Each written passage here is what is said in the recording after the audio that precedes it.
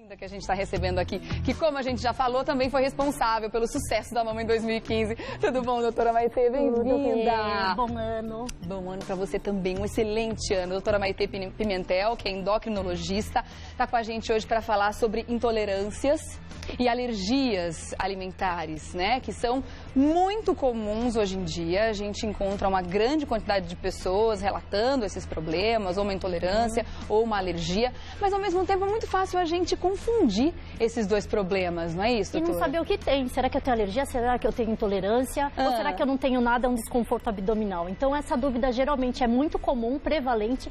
E como a gente tem agora o grau de intolerância a glúten, a lactose aumentando, isso é muito divulgado agora, né, Rê? Então a gente tem muitos alimentos com isentos de lactose, isentos de glúten. E a gente, será que isso emagrece? Será que isso é só para quem é intolerante? Que tipo de alimento quem que deve usar esse tipo de alimento? Aliás, tem uma questão curiosa também, né? Por que esses problemas estão aumentando tanto? Na verdade, quando a gente, por exemplo, vai falar de intolerância ao glúten, tá? Que é do amido, do centeio, né? A gente tem a exposição que vai tendo ao longo do tempo no intestino delgado. E esse intestino, ele vai ficando machucadinho.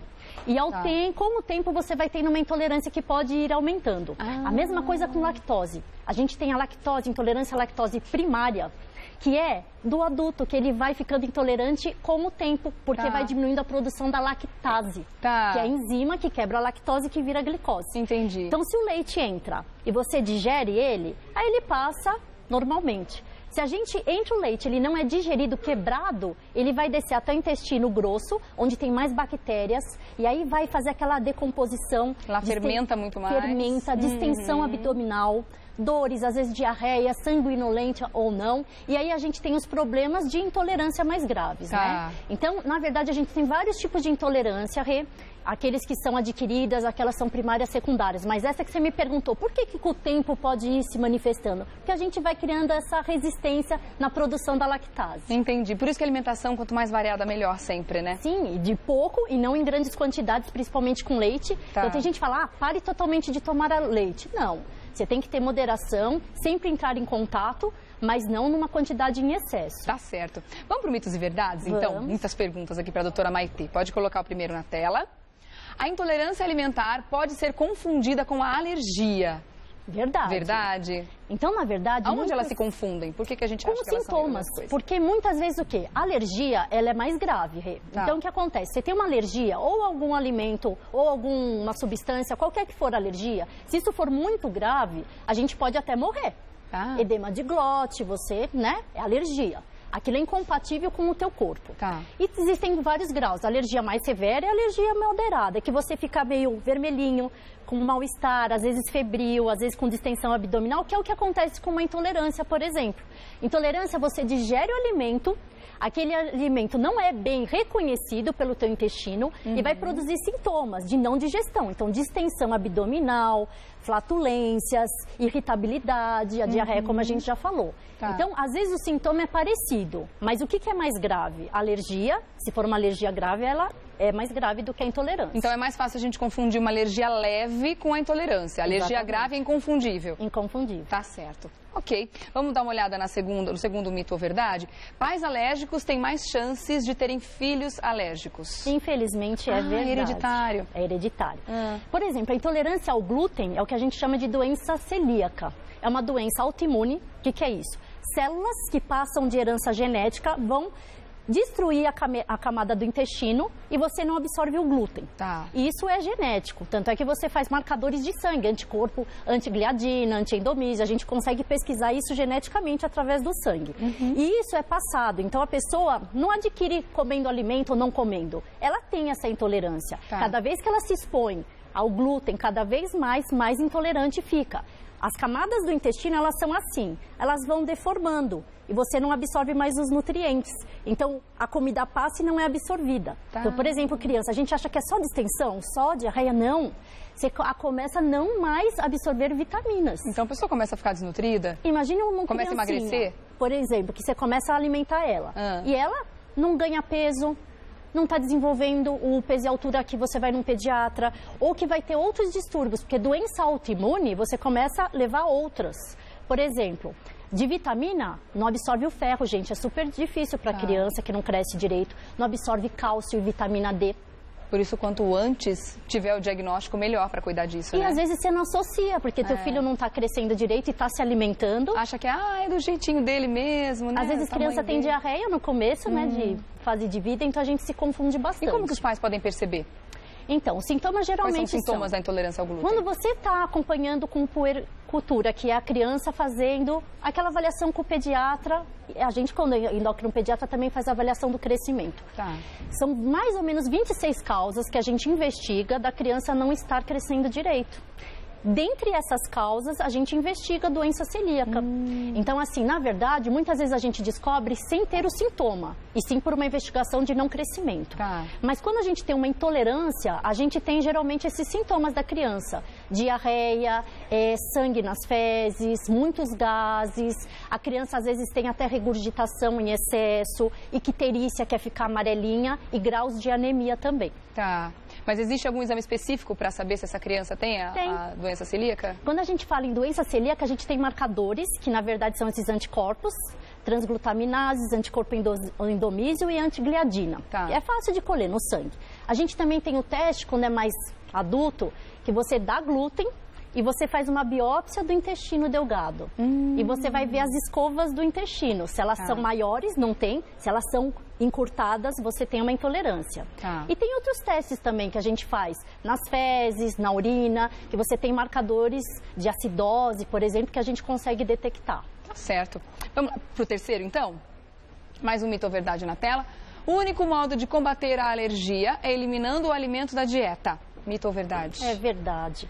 Então, quando a gente tem, na verdade, uma alergia, você não pode entrar em contato com essa substância. Não só de alimentação. Quem tem alergia a joias, Muitas a vezes esmalte, é contato, né? De contato. Qualquer tipo de alergia, você produz imunomoduladores, anticorpos, células, que se agridem quando você entra em contato com a substância. Tá. Então, você não tem mais que ter a substância, né? Quando a gente fala em intolerância, é diferente. Existem as intolerâncias leves, que você pode comer um pouquinho da comida, e as intolerâncias mais graves, que aí os sintomas são muito severos, e aí a pessoa tem que eliminar também. Tá. Então, quando a gente fala, por exemplo, de glúten, intolerância a glúten, tem que diminuir, não tem jeito, Rê. Quando a gente fala intolerância à lactose, a gente tem um comprimido de lactase, que é enzima. Então, Tá. você pode usar o comprimido antes da refeição com lactose e ainda vai tomar um sorvete, uma refeição que Uma coisa tenha leve. com leite. Tá. Você pode ainda ter uma jogada, uma saída, Tá. mas com glúten não tem muito o que fazer. Então tem que tirar mesmo, tem que eliminar da De alimentação. glúten é pior, eu acho. É complicado, né, gente? Afinal de contas, o glúten hoje, ele está presente numa gama enorme de alimentos que a gente consome ao longo do dia. Em quase todas as refeições, a gente acaba consumindo alguma coisa que tem glúten. Então, a pessoa tem que ficar muito atenta, né? Daqui a pouco a gente vai mostrar alguns alimentos. Tem alimento que a gente nem imagina que tem glúten, né? Na composição, muitas vezes. Tá bom, vamos continuar aqui com os mitos ou verdades. Daqui a pouco a gente fala sobre isso. Pode mudar? Alimentação sem glúten pode ajudar quem quer emagrecer. Verdade ou mito? Esse é mito. É mito? Porque, na verdade, assim, o que interfere vai ser caloria, né? Quando a gente fala, vamos tirar o glúten para emagrecer, isso é comum a gente escutar. O glúten, para quem tem intolerância ao glúten, dá distensão abdominal. Então, dá essa sensação que está mais gordinho. Automaticamente a barriguinha já vai ficar melhor, né? De empachamento, parece que, né? Mas, na verdade, quanto à questão calórica, vai depender da quantidade calórica de cada alimento. Porque você pode fazer um pão com outra farinha que não tenha glúten, mas comer grandes quantidades vai ter muita caloria, né? Depende da quantidade, exatamente. Claro, é essa relação, né? Então, tomar cuidado, porque muitas vezes a gente tem propagandas, comam sem glúten, comam sem lactose, que parece que é dieta. Não, isso é para quem tem intolerância, doença. Não é para comer em grandes quantidades só porque não tem glúten, né? Tá certo. Então, nesse caso, é mito. Vamos dar uma olhada no próximo. Frutas e verduras não causam alergia. Excelente pergunta, hein? Isso, muita gente fica na dúvida. As frutas e verduras, elas podem sim causar alergia. Aliás, qualquer coisa pode causar alergia. Isso depende da imunidade da pessoa e do corpo, da genética dela. É que a gente, como acha que frutas e verduras são coisas de Deus, da natureza, acha que nunca vai dar alergia. Nunca vai ser alérgico, né? A gente hoje não vai falar dessas coisas, mas às vezes até o corante, a cor da fruta é o que dá alergia nessa pessoa, né? A gente tem casos de síndrome do colo irritável, doenças genéticas com que algumas verduras, algumas frutas podem irritar mais a parede do intestino. intestino. Então, às vezes, não propriamente a fruta, mas com o quadro genético da pessoa, você pode ter uma piora do quadro. Tá. A gente tem que tomar cuidado, então, falando na questão do equilíbrio, com isso que eu acabei de comentar. Todas as refeições, por exemplo, terem alguma coisa com glúten. Por exemplo, de manhã eu vou comer um pão, à tarde vai ter no meu almoço vai ter uma massa, depois no lanchinho da tarde um bolo, depois à noite eu como um lanche. Quer dizer, todas as refeições têm alguma coisa, algum item que tem a presença do glúten. É isso que a gente precisa evitar? Na verdade, esse excesso de glúten geralmente está associado a carboidrato. Ou doces, né? Então, o que acontece? O carboidrato é 32% açúcar. E essas moléculas de açúcar que vão acabar engordando a pessoa. Então, a gente às vezes associa aqui o glúten, mas na verdade, o glúten está contido em a gama de carboidrato que a gente vai ingerir e vai engordar. Mas falando até no aparecimento de uma futura intolerância, por exemplo, quando a gente dá uma sobrecarga de uma certa substância no nosso organismo, a gente pode desenvolver, de repente, uma intolerância a ele? Pode. Comendo demais? E é isso que acontece, que às vezes você tem uma sensibilidade leve, e aí você se expõe muito àquele antígeno, que seria o glúten, e aquilo vai criando maior resistência e maior intolerância. Entendi. Isso realmente acontece. Por isso que a pessoa acaba, com o tempo, desenvolvendo a intolerância. Vamos passar para a mesa aqui? Vamos. Como a gente estava falando, com relação aos alimentos que podem trazer uma questão anormal, enfim. Sim. A gente separou por grupos aqui, né? Tá. Tem esse grupo de K, que são os que contêm glúten, e esses de cá contêm lactose. Esse é fácil, né, Rê? O lactose derivado de leite fica mais fácil. Vamos começar por eles, então, já que você falou. A gente tem o leite, o queijo, o requeijão, iogurte e chocolate. Que geralmente vai, né? Todos os tipos de chocolate. Isso. Quem tem intolerância à lactose tem que ficar longe de qualquer um desses itens? Quem tem intolerância grave, sim. Tá. Porque aí pode desenvolver os sintomas mais graves. Quem tem intolerância leve, tem muita gente que leite é que faz mal. Mas consegue tomar iogurte, consegue comer um pedacinho de queijo, porque é uma intolerância mais leve, né? Quando a gente tem a intolerância à lactose congênita, é aquela grave, que é genética, que você não tem a lactase, de jeito nenhum. São bebezinhos que não crescem direito e tem muita diarreia com sangue vivo. Aí você tem que tirar totalmente, porque você atrasa o desenvolvimento, a absorção de nutrientes e o desenvolvimento total e o trato gastrointestinal. Mas quando a gente tem, que é a maioria dos adultos, uma intolerância leve, você pode comer alguns itens. E isso é na prática que a gente vê. Você mesmo. Tem gente que, toma um iogurte e distende o abdômen, muitos gases. Tem gente que não. Tomou leite, eu não posso ter o pavor a leite. Quando é alergia, que a gente falou, não pode chegar perto. Intolerância, você pode, às vezes, tomar um pouquinho.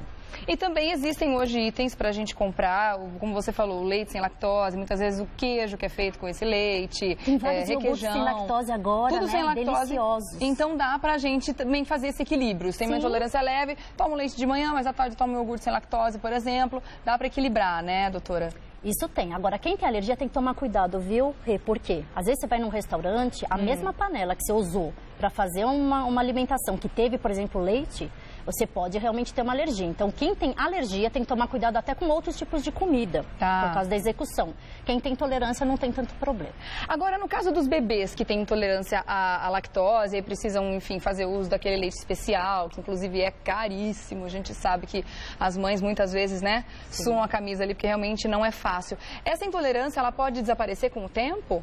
Então, quando é congênita, não desaparece, é pro resto da vida. Quando existe uma intolerância à lactose que é a secundária, o que é? Por exemplo, a criança teve uma virose, um rotavírus, né, que fica com febrinha, vomita, uma diarreiazinha. Esse vírus todo mundo tem.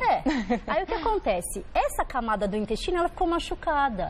E nesse período, geralmente crianças depois de 1 ano de idade, é que você vai ter essa intolerância que é a mais branda, que é até a fase do intestino se recuperar. Isso leva quanto tempo, mais ou menos? Uns 2 a 3 meses, depende do grau que foi essa diarreia, que machucou esse intestino. Mas isso acontece. Depois de uma grande infecção, as crianças ficam um pouco intolerantes e depois vai recuperando a parede do intestino e melhoram. E é importante a gente saber desse período, né? Você falou 2, 3 meses, porque às vezes a criança teve uma diarreia e é meio que do senso comum, deixa uns 2, 3 dias ela sem tomar leite, uma semaninha, quando a mãe é um pouco mais cautelosa. Agora, um período prolongado como esse, muitas mães podem imaginar que já vai faltar cálcio, que vai faltar outros nutrientes importantes para a alimentação dele e já começa a colocar de novo. Então, é importante respeitar esse período de 2 a 3 meses, dependendo do nível de como foi essa diarreia. Porque tem uma ansiedade que o leite melhor vitamina, né? E realmente tem muito cálcio, muito ferro. Mas a gente sabe que você teve um período de diarreia nas crianças, dá um pouquinho, pelo menos um mês, para recuperar um pouco essas células e aí você reintroduz. E existem outras fontes de cálcio também, tão importantes quanto o leite, que a gente pode colocar na alimentação, né? As verduras escuras, bastante. Brócolis, espinafre, a couve, a gente sabe que estão lotados de cálcio. Crustáceos, frutos do mar. É que criança não vai comer ostra, né? Acho que mais verdurinha. Tá certo. Mas tem até comprimido de cálcio mastigável para criança hoje em dia. Que parece uma balinha de goma, tem. Nossa, eles devem adorar, né? É um docinho, aquele agradozinho no período da tarde. Agora, vamos falar então do glúten. O glúten é muito mais amplo, né? Dá muito mais assunto, porque afinal de contas tem muitos produtos hoje com glúten. Agora, pasmem, o que o presunto está fazendo aqui? Pois é. Presunto, quem te convidou? Gente, glúten... Tem glúten também? Porque assim, a gente nem imagina que tem glúten, por exemplo, num shoyu. E tem. E a gente se confunde totalmente, né? E o glúten está presente na maioria dos alimentos da gente mesmo. Olha só, embutidos, então não é só presunto, salame, peito de peru. Quando é embutido, você pode ter quantidade de glúten que é para fazer a liga. O glúten, na verdade, é usado para alimentação para fazer a forma, para dar a sustância naquilo, tá? Então a gente tem glúten, por exemplo, nos sorvetes, nas bolachas, em salgadinhos. Muitos pães, eles além da farinha de trigo, eles acrescentam glúten extra para dar uma maior maciez também, né? Por exemplo, o pão tem bastante glúten, barrinhas de cereais, que às vezes a gente... é light, é diet, não tem aveia, não tem farinha, mas aveia tem glúten também, né? Porque o glúten vem da cevada, do centeio também, né? E desses cereais. Outra coisa que engana muito é comprimido. Comprimido! Como é que pode num comprimido ter glúten? Mas tem. Verdade, na produção dele? Para fazer essa compactação. Entendi, sério? Então, na verdade, a gente, por exemplo, quem tem intolerância a glúten vai ter que repor. A gente tem anemias de deficiência de ferro e megaloblástica, que é a falta de ácido fólico e vitamina B12. E às vezes você tem que tomar vitamina B12 em comprimido, mas tomar muito cuidado, porque tem alguns remédios que têm o glúten, e aí você acaba piorando aquela intolerância. Então, como que a gente sabe? Na bula de todos os remédios existe se isso contém glúten ou não contém.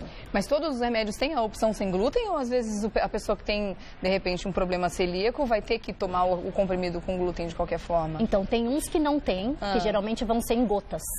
Sim. Mas quando é comprimidos que tem glúten, a gente tem que ter a opção de outra via para ser sem glúten. Nossa, gente, a vida fica bem mais complicada. Ou injetável também, que às vezes a gente faz, né, para não ter que tomar o comprimido.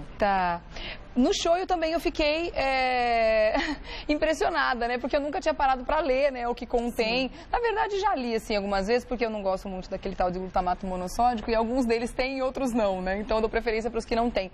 Mas também fiquei impressionada de saber que tem glúten ali. Quer dizer, tem que tomar cuidado com temperos também? Ou só no caso o shoyu? Você sabe que shoyu tem que tomar cuidado não só pelo glúten, porque tem muito sódio. Muito sódio, muito salgado. Então dá pico hipertensivo. Então eu já tive paciente que teve AVC porque usou muito shoyu no dia anterior. Então tomar muito cuidado. Tem pessoas que não sabem da quantidade de sódio e que existe glúten no shoyu. Existe o shoyu light, né? Que aí você tem uma quantidade menor de sódio. Mas todos contêm glúten. Então a redução no light é do sódio. É do sódio. Não tem nada a ver com glúten. Não tem nada a ver com glúten. Bom, então a gente tem que ficar muito atento com principalmente os sintomas, né? Para saber diferenciar a alergia alimentar da intolerância. Como a doutora Maitê já falou, na alergia a gente não tem dúvidas com relação aos sintomas. Os sintomas são realmente graves. Agora, que tipo de intervenção a pessoa tem que fazer no caso de uma crise de alergia alimentar? Alergia, se for leve, só vai dar aquela vermelhidão, o rush, um pouquinho de febre, coceira, prurido, né? E aí é tolerável. Quando é uma alergia mais grave, que pode dar edema de glote, isso você tem que correr para um pronto-socorro, porque às vezes você tem até que dar adrenalina, intubação, tudo isso. Mas geralmente a pessoa que tem alergia, ela sabe, porque já foi exposta, né, alguns momentos na vida e aquilo pode piorar, então ela já tem medo, né? Agora, quando a gente não sabe, esse é o perigo. E tem uma coisa muito interessante, Rê, porque às vezes você não tem alergia e começa a desenvolver. Por exemplo, camarão. Não tem gente que fala, eu nunca tive alergia a camarão e de repente eu comecei a ter alergia. O que aconteceu, né? Então a gente às vezes se expõe a um antígeno, que é uma substância, o camarão, que vai produzir células que são os anticorpos, que defendem teu corpo daquilo. E às vezes você teve pouco contato e você produziu poucas células de defesa. E com o tempo, quanto mais você vai se expondo, e o grau de alergia, porque tem um camarão diferente do outro, né? Da quantidade de alergia. E aí você vai se expondo e vai aumentando essas células que são chamadas anticorpos. E isso com o tempo, com quanto mais você se expõe com a tua idade, vai piorando a situação. Então, você que às vezes tinha um quadro tão leve que não era perceptível, você começa a ter alergia na fase adulta. E você fala, como é que eu não tinha, agora eu tenho? Mas isso porque ela comeu pouco ou porque ela comeu muito? Porque ela comeu muito e foi se expondo cada vez mais. Mas o contrário também acontece? Por exemplo, se a pessoa de repente inventa por um período de não comer camarão. Ah, eu já comi no passado, mas vou ficar um tempo sem comer camarão e tal. De repente ela vai lá, dali alguns anos, e come o camarão de novo. Fala, parei com essa mania, vou começar a comer camarão de novo. Ela pode desenvolver uma alergia ou uma intolerância nesse período por ter ficado tanto tempo sem ter contato com aquele alimento? Então, a gente tem uma técnica que é até para tratamento de alergia, que é a desintoxicação. Você tira de contato daquilo e vai reintroduzindo aos poucos para o organismo e produzindo anticorpos numa dose correta. Tá. Então, você pode realmente sensibilizar, que é o termo que a gente usa, e vai se expondo aos poucos sem dar uma alergia grave. Mas quando é uma coisa muito grave e anticorpos já são feitos, você pode ficar 10 anos sem usar, por exemplo, o alimento, usou, você pode ter uma alergia grave sim. Tá. Então tem que tomar cuidado. Agora vamos para as perguntas das pessoas que estão em casa, também curiosas aí para saber como é que funciona essa questão das alergias, das intolerâncias. Vamos lá, primeiro a Lohane Albuquerque quer saber o seguinte, doutora. Sinto muita dor no estômago quando tomo refrigerante. Isso pode ser alergia? Então, provavelmente não. Tá, Lohane, você que tem dor de estômago com um alimento ou você tem acidez, alimentos ácidos, ou você tem com gás, né? Ou água com gás, ou um refrigerante, provavelmente ela tem aí uma gastrite, né? Uma inflamação da parede do estômago, que está machucadinha, e quando entra em contato com essas coisas mais ácidas ou gasosas, a gente pode provocar essa dor. Que irritam a parede do estômago mais dói, facilmente, parece né? que é uma pontada que dá. E isso a gente precisa fazer um exame, que é a endoscopia, para a gente tirar essa dúvida. Então você indicaria para ela mais do que tirar o refrigerante da dieta, o que seria fantástico se você fizesse, né? Sim, porque refrigerante tem muito sódio, né? Às vezes, sódio, muito açúcar. Dependendo do refrigerante, a gente tem que, um copo de refrigerante, você tem que ter 36 copos de água para fazer a osmose da troca desse sódio, que é muita coisa. Então você vê como incha a pessoa, né? É verdade. Retém líquido. É verdade. Mas nesse caso, parece-me que seria aí No caso de uma gastrite. Então, no caso, a Lohane, é melhor, então, claro, marcar a consulta com o especialista e tentar fazer uma endoscopia para um diagnóstico mais preciso. Exatamente. Né? E não sendo uma gastrite, o que ela teria que fazer daí? Investigar em que sentido? É porque é muito difícil ter alergia a só o refrigerante. Aí a gente tem vários testes. Será que algum corante do refrigerante, Exatamente. Aí vai ter que fazer testes de alergia, que a gente tem por sangue ou por placas que você coloca... são aqueles que a gente faz o teste de contato na pele. Isso, e aí onde ficar vermelho inflamado é que você tem alergia àquela substância. Esse teste é um pouco complexo, né? Mas ele é bem preciso. A gente fica a semana toda tendo contato com esses agentes, Você tem que fazer várias vezes, porque às vezes uma coisa que você desencadeia uma alergia, você pode desencadear para outras. Então você tem que fazer o teste em várias fases. Tem vários tipos de alergia, várias substâncias. Às vezes a gente demora muito até para descobrir que tipo de alergia é essa. Inclusive a alergia pode ser, a gente pode até descobrir durante esse teste alguma alergia relacionada a questões de cosmética que a gente usa até com frequência, né? Produtos de limpeza, né? Maquiagem, isso mesmo, perfume. Unha, tem muita gente que tem de esmalte e demora muito para descobrir que era aquilo. Pois é. Tá certo, então. Obrigada, viu, Lohane, pela sua pergunta aí. Melhoras, tá? Vamos dar uma olhada na próxima? A Débora Consolini está perguntando o seguinte. Após iniciar uma dieta sem glúten, a mucosa do intestino se recupera em quanto tempo?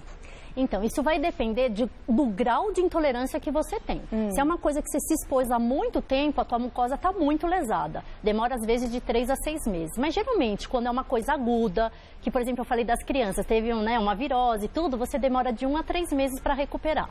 Agora, se você tem realmente intolerância genética, que é a doença celíaca, que é uma doença autoimune que não tem cura, toda vez que você se expõe ao glúten, você está perdendo a vilosidade do intestino. Então, não interessa que demorou muito, mas se você se expôs, você vai, de novo, ter toda a lesão dessa mucosa intestinal. Entendi. Então, são pessoas, quem tem doença celíaca, que você detecta isso por exames de sangue, você realmente tem que se afastar do glúten. Quem tem uma intolerância que é chamada não celíaca, que aí não tem a genética, aí você pode se expor um pouquinho, depois não se expor, que não vai ter tanto problema. Vai ser mais a questão do mal-estar do trato gastrointestinal, da flatulência, da distensão e da diarreia, mas não vai trazer tantos problemas para a saúde.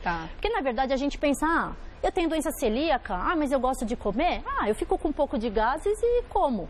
Mas tem um dano maior a longo prazo, né? Por quê? Porque se você ativar doenças autoimunes, você pode desenvolver outras.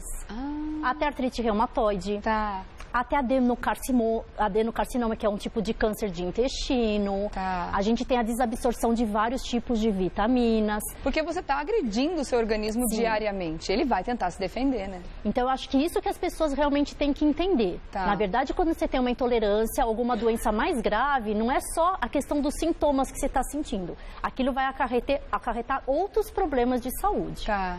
Mesmo porque a pessoa até pode falar, eu tenho doença celíaca, mas eu gosto de tomar uma cervejinha de vez em quando. A cerveja também tem glúten, né? Muito. Gente, cerveja engorda muito. Além de ter glúten, né? Que quem tem intolerância não vai poder tomar, porque a cevada, né? É um glúten. A gente tem, olha só, uma garrafa de cerveja de 600 ml, equivale a 4 pães. É muito. Mentira! Na quantidade de glúten? Não, na verdade, de quantidade de calorias. De engordar. E na verdade... Gente, tô passada! Quanto pão que eu comi nessas vezes, que loucura. Você toma cerveja. De vez em quando uma cervejinha é bom, né? Mas tem muito glúten, então. Aquela de trigo também, não adianta tentar pular de cerveja, trigo, porque aí sim vai ter mais ainda, né? E é o que acontece, as bebidas alcoólicas são calóricas, porque tem álcool, mas quando a gente fala de cerveja, que tem o glúten, você tem a distensão abdominal e aumenta até o grau de gordura de fígado. Então é a pior das bebidas pra gente pensar em esteatose hepática e distensão abdominal. E o vinho também tem glúten ou não? Não. Então a gente tem, bonzinho na história. Isso, aí a gente tem alguns destilados que tem, outros não. O pior mesmo é a cerveja, que tem aí a cevada. Tá certo, então fujam da cervejinha, nem de fim de semana. Bora lá, próxima pergunta. Felipe Melo, o que causa alergia à carne de porco? Tá. Aí é outra questão de intolerância alimentar, não essas coisas genéticas, tá? Quando a gente tem uma alergia à carne de porco, ele tem alergia a uma substância, tá? Que é o tipo de carne de porco. Agora, a gente tem alergias não só à carne de porco, a carne vermelha, a carne branca, a gente tem todos os tipos de alergia. Agora, por que ele tem a carne de porco, a gente não sabe. O que acontece não é a alergia que ele está perguntando. Muitas pessoas têm assim, come carne de porco e tem os furúnculos, não é isso? Eu acho que pode ser isso. Será que é isso, Felipe, que você está perguntando? Pode ser. Geralmente, a gente tem mais toxinas, mais bactérias nesse tipo de alimento, tá? Por causa da alimentação dos porcos. Então, a gente, quando entra... agride muito o nosso corpo, tá? São muitas coisas que o corpo não é acostumado e ele vai se defender. Quando ele se defende, que são os anticorpos, as células brancas de defesa, quando tem um furúnculo, na verdade, você está tirando do corpo aquela bactéria. É o organismo tentando expelir limpando aquilo. Né? Mas são bactérias que já são presentes na carne do porco, independente de como ele se alimenta, porque esses porquinhos hoje de cativeiro e tudo mais. Então depende bastante da alimentação. Exatamente. Entendi. Quando você tem esses porquinhos de cativeiro, é muito mais difícil você ter uma alergia. Isso. Por isso que hoje em dia a gente não vê tanto. Era mais antigamente que tinha essa história. Tá. Mesma coisa camarão. Camarão se alimenta da sujeira do mar, Rê. Então, por isso que muitas pessoas têm mais... do mar mesmo. Por isso que muitas pessoas têm essa alergia aos frutos do mar, não todos, mas ao camarão, que é o que mais come. Porque também tem camarão de cativeiro, né? Exatamente, aí o camarão de cativeiro não tem tanto problema. Agora, e se o caso dele não forem os furúnculos, como você comentou, e for, por exemplo, um problema intestinal quase que imediato à ingestão da carne de porco? Acontece isso com meu marido muitas vezes, ele come carne de porco, rapidinho ele já precisa ir para o banheiro. O que acontece nesse caso? A gente tem o pâncreas, que é o órgão que produz as substâncias exógenas. O que é? Ele produz detergentes que queimam gordura. Tá. E às vezes a pessoa tem graus de intolerâncias de produções erradas desses detergentes. Então, como a carne de porco é muito gordurosa, você não consegue triturar, digerir. E aí vocês têm esse empachamento, que é aquela coisa de náusea, parece que a barriga distende. Às vezes pode ter um pouco de diarreia. Tá. Mas aí é uma intolerância exógena que a gente fala, que é por causa do tipo de gordura que não é digerida. Tá. Essas coisas podem acontecer, por exemplo, quem tem problema de vesícula, que não libera também a bile na quantidade correta. Se você comeu muita carne de uma vez de porco, você não digere tudo, também dá esse mesmo sintoma. Tá. A gente tem, por exemplo, síndrome do colo irritável, que também é uma doença que tem a ver com nervoso, estresse. Então, as pessoas já têm uma imunidade baixa, entram em contato com também uma carne que é mais gordurosa, também pode provocar diarreia.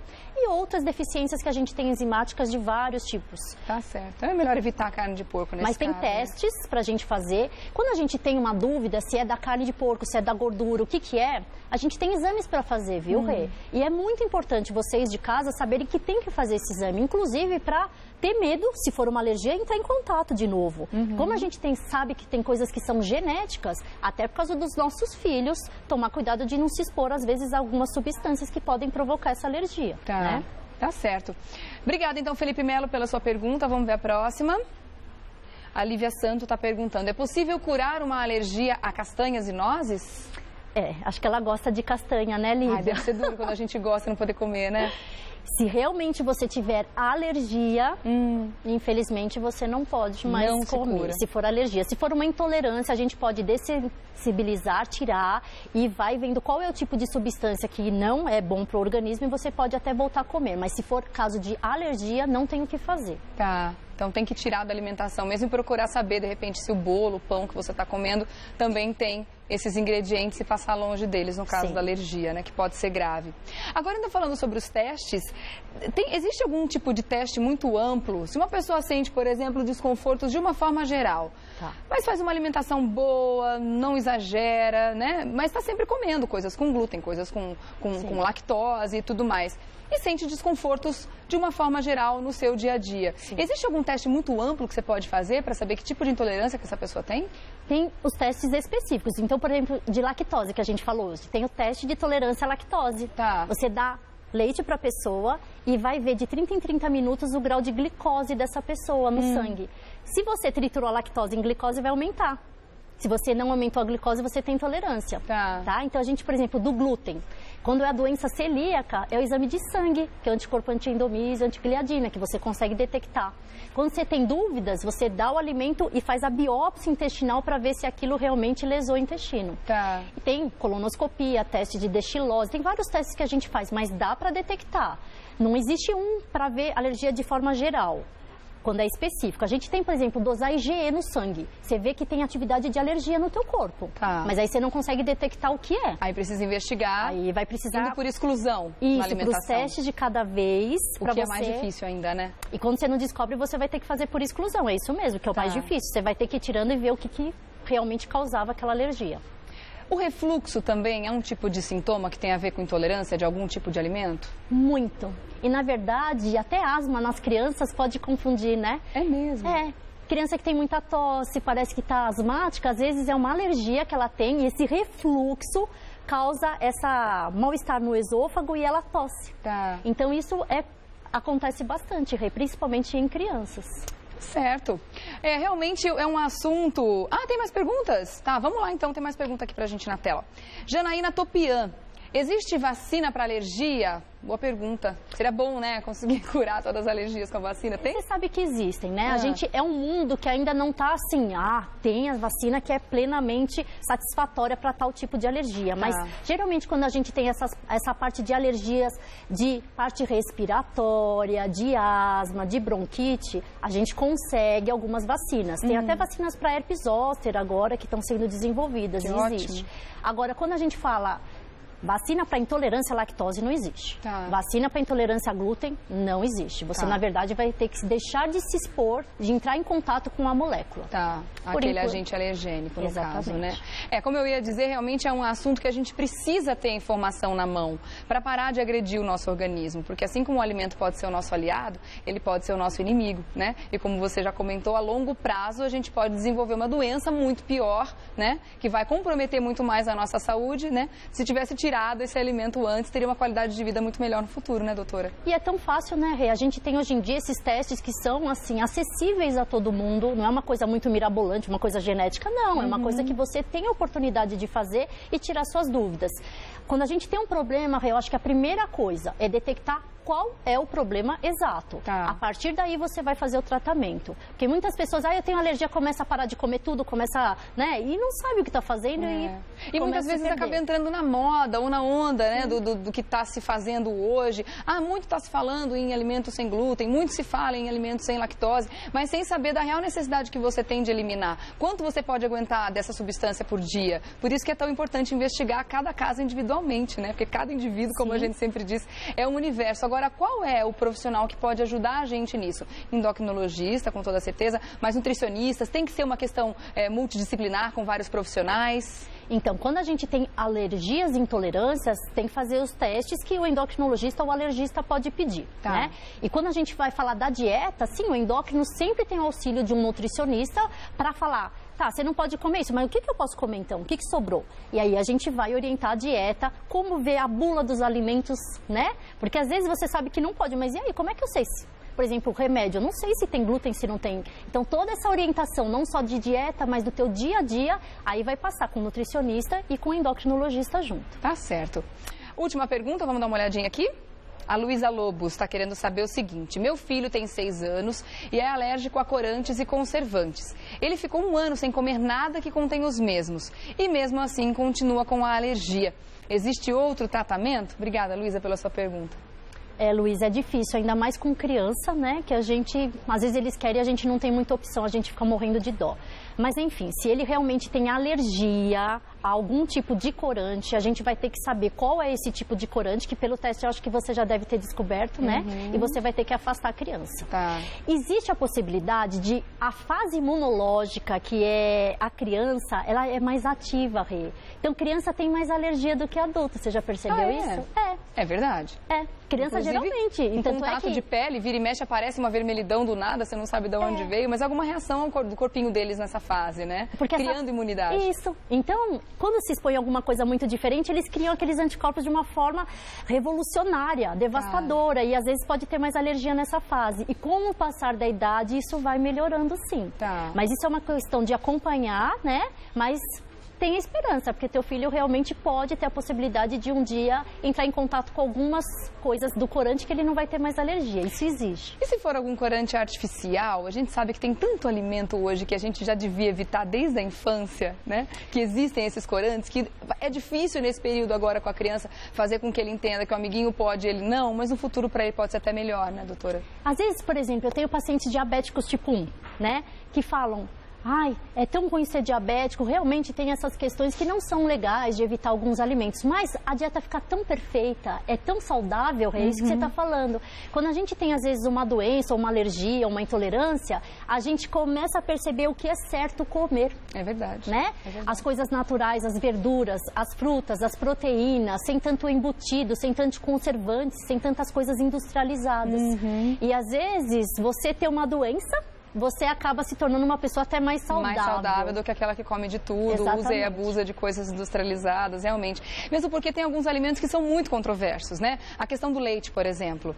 A gente vira e mexe e vê artigos por aí, gente de lá de fora defendendo que a gente não deve tomar leite de jeito nenhum, que nós somos a única espécie que toma leite na fase adulta, ainda mais sendo de outro ser que não é o nosso, né? Então, é uma questão muito controversa, né? De repente, essas pessoas que não estão tomando leite podem ser muito mais saudáveis, né? E não agredir tanto o organismo quanto quem faz uso do leite a vida toda, né, doutora? Isso é verídico, porque como a gente vai diminuindo a quantidade de lactase com o longo da vida, a gente vai sendo mais intolerante à lactose. Só que é difícil, Rê, porque a gente também precisa de cálcio, a gente precisa de outras... Então vai ter que substituir por outras coisas. Outros alimentos. Então é isso que tem que ficar claro. E é muito difícil porque muita coisa vai leite, né? Ai, não posso comer esse bolo, não posso comer esse pão, não posso comer esse biscoito, não posso... Fica complicada a vida realmente. Mas enfim, todo mundo acaba se adaptando. Realmente é muito bom falar sobre esse assunto, né? Porque quanto mais a gente tiver de informação, como eu já falei, muito melhor a gente vai viver. Doutora Maitê, obrigada mais uma vez pela presença aqui no Mulheres. Obrigada. Eu vou deixar aqui o site para você fazer contato. É Doutora Maitê Endócrino, o Maitê é com TH, tá? Você vai escrever DRA, Maitê Endócrino. .com.br. Maitê Pimentel, endocrinologista, obrigada mais uma vez. Uma ótima semana, um excelente começo de ano, viu? Obrigada, tava com saudades. Também, beijo, lindona.